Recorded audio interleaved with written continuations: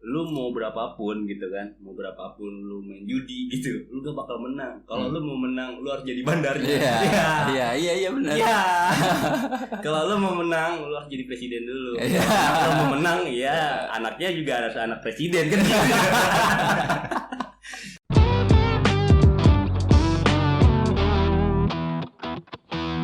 Assalamualaikum warahmatullahi wabarakatuh. Balik lagi bersama Suara dia. Suara yang mau diambil suaranya nanti nih. Suara anak muda. suara Ketinggian nggak sih bang? salah. Enggak ya? Salah coy. Suara anak lurah. yang gagal. Suara yang nggak jadi. Gagal suaranya ya? Suara yang gagal apa? Suara sih enggak. Oh suara enggak ya? Iya, tapi Lurahnya gagal. jabatannya yang gagal. Jabatannya yang gagal. Luar biasa. Karena ada kecurangan. Iya. Kecurangan dalam pemilihan. Proses pemilihan. Serangan fajar. Ya, jangan pajak. Tapi gue dapet nih informasi dari adalah saudara gitu ya. Lu mau ngambil sembako nggak gitu ya? Tapi jangan lupa milih caleg gua. Itu difotoin Pak.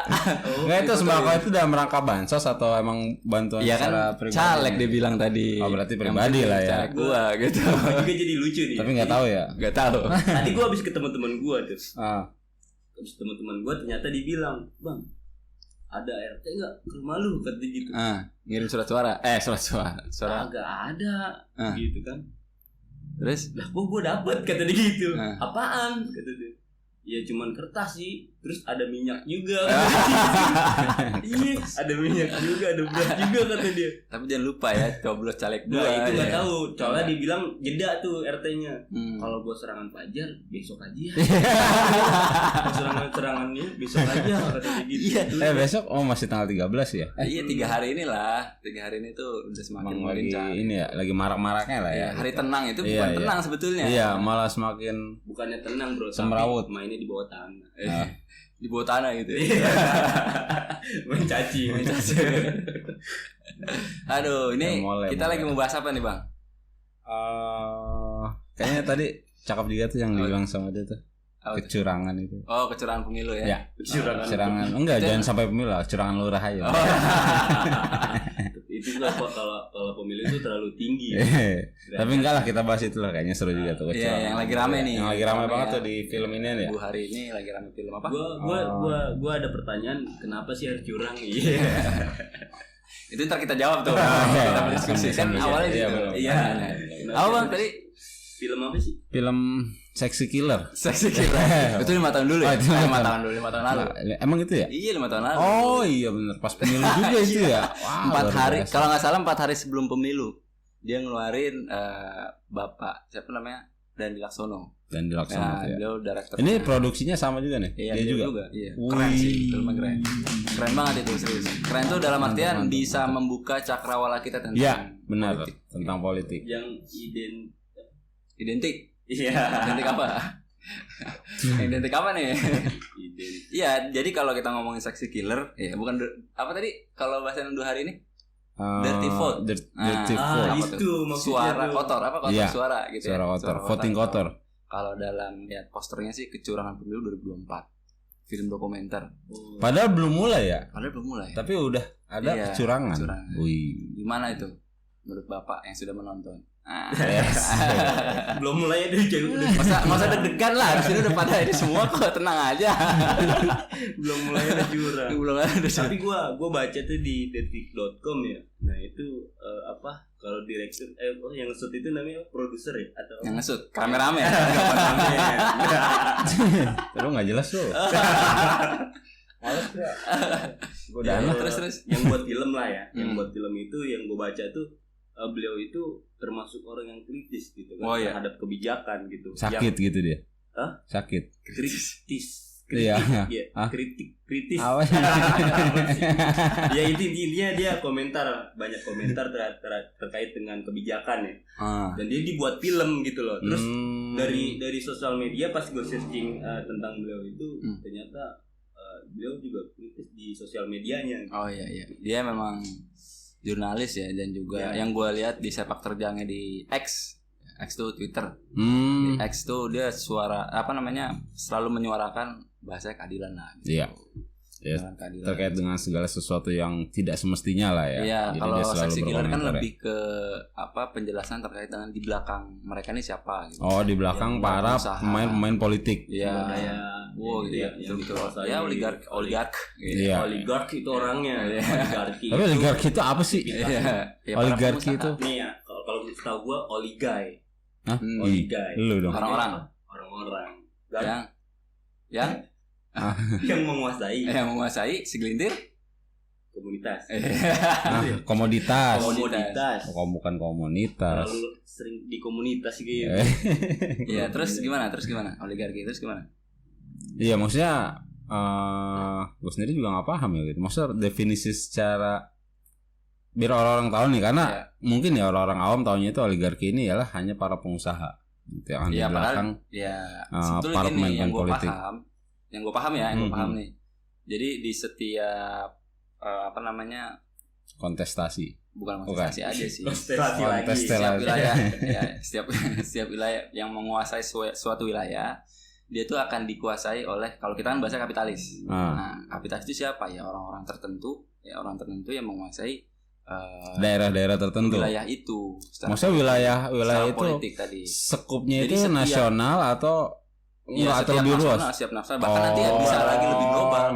Ada kaitannya tuh gitu. Jadi setiap misalkan contoh di Saudi Arabia itu ada oligarkinya. Oligarkinya itu orang kerajaan, orang raja gitu, segala macamnya. Jadi dia menguasai. Meskipun dia juga pengusaha. Nah, kalau di sini kan nggak harus raja. Enggak. Paham kan maksudnya? Harus raja, tapi pengusaha yang memang mengeluarkan banyak dana untuk kampanye dan lain-lain. Nanti ada. Dan memang kebanyakan politisi kita ini rata-rata pengusaha dia ya. Iya, pengusaha ya kan? Sekarang. Benar kan? Betul. Hampir rata-rata pengusaha loh. Punya saham, punya perusahaan dari tambang segala macam lah gitu ya kan. Ya emang artinya ya itulah benar, dirty vote. Wih, jadinya ujungnya kotor. Karena kotor. Karena kan jadinya politik elit, Bos. Iya. Ini harus gimana nih? Dibalik jadi elit politik. Politik elit dibalik elit politik. Iya. Nah, itu gimana tuh ketika ngeliat fenomena itu? Kan lagi rame nih. Coba bayangin. Jadi gini, film itu muncul ketika di waktu tenang. Oh iya kan? Itu memang pas banget ya orang itu. Oh iya. Pinter. Canggih. Muncul di waktu tenang, terus di jam kurang kayak kemarin tuh jam 11 ya kalau nggak salah. 11 malam. 11 siang. Oh siang. 11 siang kalau nggak salah. Itu baru ini ya first launchingnya itu ya. Ya, cuman belum kelar itu selesai. Ya kan 2 jam, 1 jam 1:57 menit kan. Belum 2 jam tiba-tiba ada dari paslon Pak Prabowo Gibran itu untuk konferensi pers. Nggak tahu. Padahal baru 2 jam. Mungkin bisa jadi belum nonton full. Tapi sudah ada konferensi pers. Wih, gue belum nonton tuh konferensi pers. Belum nonton dah. Nonton sebentar doang juga. Klarifikasi tuh. Iya, klarifikasi. Iya, ngeles lah ya gitu ya. Pasti ngeles. Karena memang di situ tertuju kepada itu. Walaupun walaupun secara pembahasan globalnya dari setiap paslon lah ya. Iya. Gitu. Maksudnya enggak, cuman memang paling banyak dia. Karena tadi banyak instrumen negara yang dipakai gitu. Memang benar. Gue sempat nonton juga sih ya gitu. Jadi kecurangan ini sistemik. Ya kan? Mulai dari penggunaan fasilitas negara. Terus penggunaan aparatur itu ya kan, alat-alat negara gitu ya kan, sampai dengan dia ya itulah bagi-bagi bansos apa segala macam itu kan memang harusnya jatah rakyat gitu ya kan, jatah rakyat yang memang dari rakyat ya kan, tapi tiba-tiba ada fotonya gitu. Ya, maksudnya pencitraan atau diberikannya itu momennya nggak pas. Iya, memang itu memang ngambil kesempatan. Jadi kalau dari data yang disampaikan sama itu ya teman-teman di hukum tata negara, ya yang di Dirty Vote itu ya kan, memang di bulan Januari ini kalau gue lihat dari berkaca yang sebelumnya itu kan kalau nggak salah bansos di tahun 2023 itu sekitar 158 triliun lah ya kalau nggak salah ya. Ya, itu untuk bansos. Gimana ya. buat beli sate itu ya? Abangnya capek ngipasnya. Bisa keluar kacang gitu. Gini loh. Udah berapa Bang? Baru 1 triliun ini. Masih ada 100 lagi. Baru 100 juta. Nah, itu untuk sepanjang tahun itu ya. Sepanjang tahun 2023 gitu ya kan. Nah, sedangkan ini kan 2024 baru masuk 2 bulan ya. 2 bulan 2024. Belum habis lagi 2 bulan. Belum habis, masih sekitar 1 bulan lebih lah ya. Itu dana yang dikeluarkan untuk bansos sudah sampai di angka 78 kalau nggak salah sekitar 78 triliun lah ya. Ya pokoknya sekitar 70 hampir 80 triliun lah ya. Itu dengan 2 bulan lawannya bisa setengah tahun dari tahun 2023 gitu ya kan. Ya, jadi cepat ya. Iya. Coba itu ya kan. Ketika dekat lu ngapain gitu ya kan. Ya kalau yang gue lihat di film dokumenter itu memang ngeliat dari 2000 berapa ya 2013 dari 3 tahun pemilihan 3 kali pemilihan itu sebelumnya 2019 2014 lah ya 2014 2019 itu setiap mau jelang pemilu memang melonjak dia ya memang melonjak naik gitu ya. Kan. Itu buat apa gitu nah kan. Makanya kan makin naik. Ya buat bansos sih. Iya benar. Maksudnya buat rakyat. Rakyat jangan sedih ya. Terus bansos itu harusnya kan lewat kemarin kita bahas ya struktur negara. Iya benar. Nah, memang harusnya Kemensos yang harusnya kan. Gitu. Cuman ya itu tadi sembarangan segala macam. Jadi kayak sampah aja. Iya kan jadi kayak sampah kan sembarangan akhirnya. Bukan untuk rakyat. Iya bukan.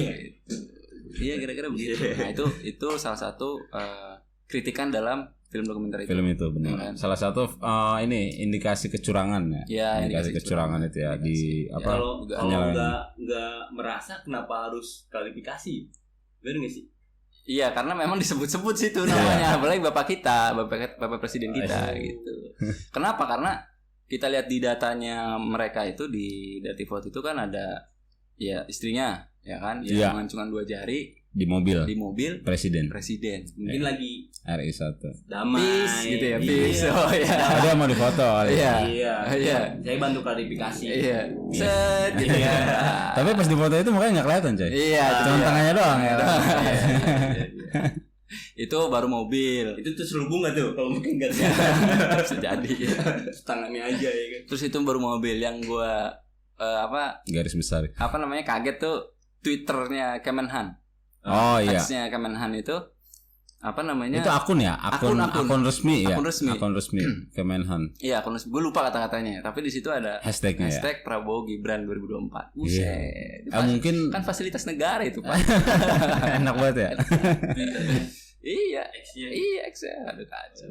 Sampai ya begitu lah. Dan memang kalau gua garis besar di itu ya di film yang itulah, yang tadi itu Dativot itu dia itu tadi ya. Sorry, dari kayaknya kayak kipas angin agak kesini deh ya, makin berat. Nggak cahaya sih. Iya, panas. AC kok kipas angin. Iya. Pembahasannya sih makin panas. Iya, deg-degan gitu ya. Iya. Kalau enggak sih biasa aja. Nah, gue sempat belum ngolek data sih ya terkait. Maksudnya ini kan pas banget momen mau pilpres, pas banget ini kepala-kepala daerah di beberapa provinsi itu habis masanya, benar nggak sih? Iya. Sampai akhirnya dinaikin seorang penanggung jawab atau apa ya kalau itu ya? PLT itu pelaksana tugas. Iya, pelaksana tugas dari entah gubernur entah wali kota, gitu ya kan. Dan memang rata-rata di sini yang bermain itu adalah presiden yang nunjuk langsung. Gitu ya kan, artinya melalui Kemendagri yang gue lupa ya, itu ada salah satu syarat lagi tuh kalau nggak salah yang memang itu dilanggar gitu. Maksudnya dilanggar dalam artian harusnya bukan presiden yang nunjuk langsung. Ada sebuah proses lagi yang apa sih itu gue lupa tadi lah. Cuman maksudnya yang mau gue tekankan di sini adalah ini salah satu indikasi juga bahwa apa?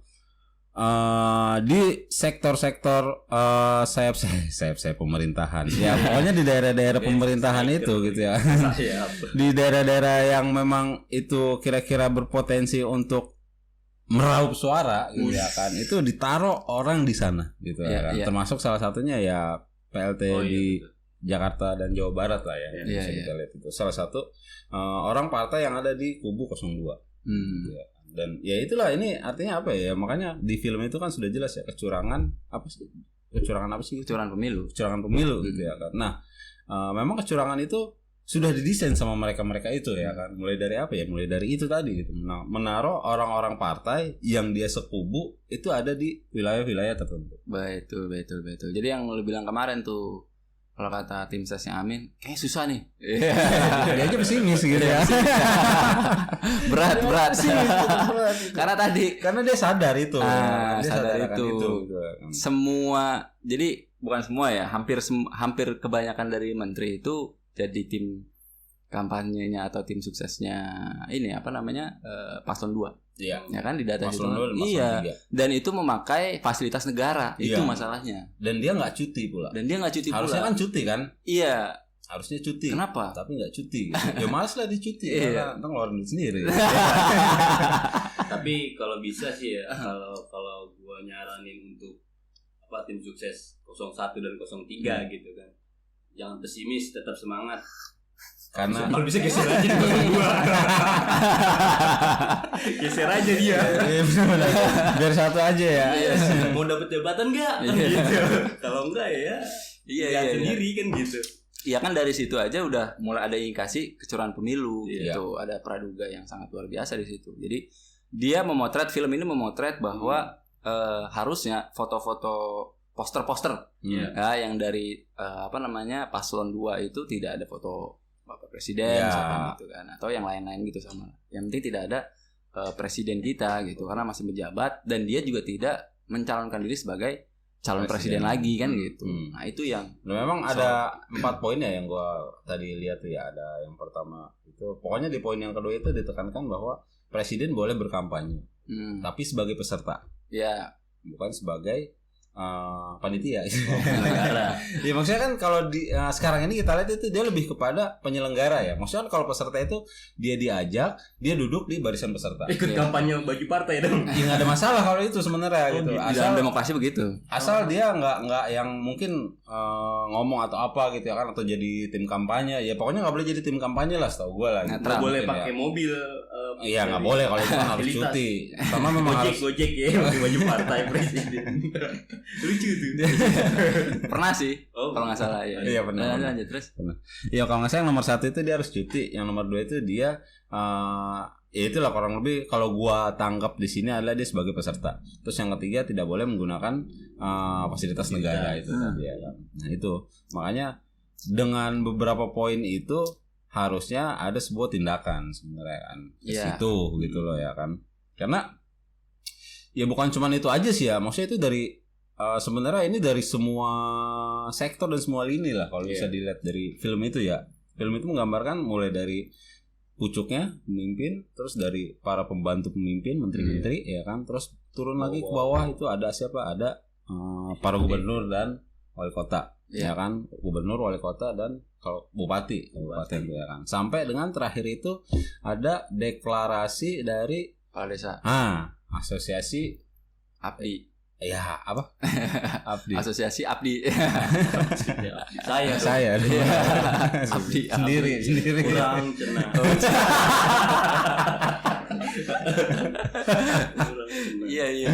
Iya, rusak lah ya. Iya rusak banget lah. Dan memang sempat diakalin tuh ya. Maksudnya itu kan sempat ada teguran dari gue lupa ya entar. Ya makanya diakalin ya. Iya. Itu tetap hilang akal ya. Memang sempat ada teguran dari gue lupa ya, dari Bawaslu atau dari DKPP gitu ya kan. Yang tadinya itu deklarasi untuk paslon tertentu gitu ya kan. Ya mungkin Bawaslu atau DKPP ini kan ada agak halus lagi dikit ya. Jangan kelihatan jangan deklarasi. Iya, akhirnya kan jadi silaturahmi ya. Silaturahmi asosiasi Abdi. Keren. Iya. Coba semua lini loh. Tapi kalau gua korelasiin ya sama podcast sama yang Kodenis itu.